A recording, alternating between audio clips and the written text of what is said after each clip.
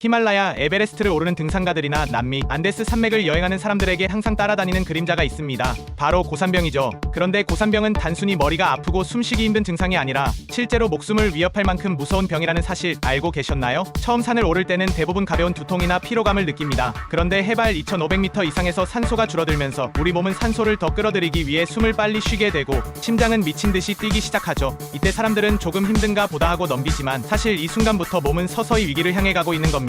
실제로 1996년 에베레스트 참사 때 많은 등산가들이 정상 근처에서 급격히 무너졌습니다. 그 이유가 바로 고산병의 악화, 즉 뇌부종과 폐부종 때문이었죠. 뇌부종이 오면 뇌에 물이 차서 의식이 흐려지고 말이 꼬이며 결국 혼수 상태에 빠질 수 있습니다. 폐부종은 더 끔찍합니다. 폐에 물이 차 숨을 쉴 수 없어 익사와 같은 고통을 겪게 되는 거죠. 산 위에서 물에 빠져 죽는 것과 같은 고통이라니 상상만 해도 끔찍하지 않나요? 더 무서운 건 이게 누구에게나 찾아올 수 있다는 겁니다. 운동을 잘하는 사람도 젊고 건강한 사람도 예외가 아니에요. 세계적인 마라톤 선수도 해발 3000m가 넘는 고산지대에서는 쓰러질 수 있습니다. 우리 몸이 적응할 시간이 필요한데 이를 무시하고 급하게 올라가면 순식간에 무너지는 거죠. 그래서 오늘날 고산지대 관광지에서는 적응 시간을 의무적으로 두기도 합니다. 페루 마추픽추에 가려면 먼저 쿠스코 같은 고지대 도시에서 하루 이틀 머물며 몸을 익히는 게 필수입니다. 네팔 트레킹 코스에서도 일정마다 휴식일이 꼭 들어가 있죠. 의사들은 한 번에 500m 이상 올라가지 말라는 기본 원칙을 강조합니다. 하지만 욕심 많은 사람들은 괜찮겠지 하고 무리하다가 목숨을 잃기도 합니다. 재미있는 건 고산병을 막기 위해 현지인들이 전통적으로 써온 방법도 있다는 겁니다. 안데스에서는 코카잎을 씹으며 산소 부족을 견뎠고 티베트에서는 버터차를 마시며 체온과 에너지를 유지했죠.